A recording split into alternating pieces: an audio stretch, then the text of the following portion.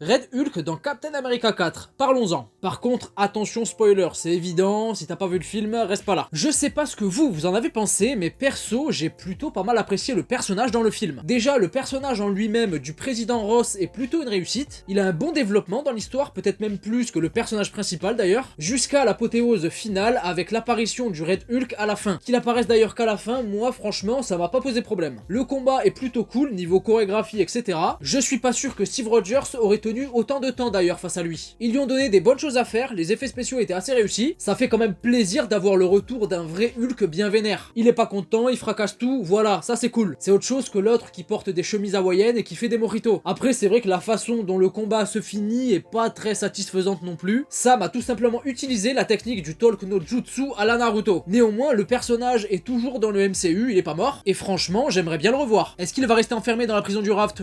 Je sais pas. Déjà à la base pour moi il aurait dû être dans le film Thunderbolt, parce que déjà dans les comics c'est le cas, et en plus le personnage s'appelle quand même Thaddeus Thunderbolt Ross justement, donc ça se fait tout seul normalement. Après peut-être qu'il y sera, ça fera une grosse surprise pour le coup. En plus niveau force de frappe, l'équipe en aurait bien besoin, on va pas se mentir. Reste à savoir s'il apparaîtra également dans l'un des deux ou les deux prochains films Avengers. Moi je pense que c'est pas impossible, mais après ce qui est compliqué c'est que le personnage est incarné par Harrison Ford, et le bonhomme en vrai il est plutôt jeune, faut se le dire, donc c'est pas facile de se projeter dans le futur. Donc tout reste à voir, on verra comment les choses vont se dessiner plus tard.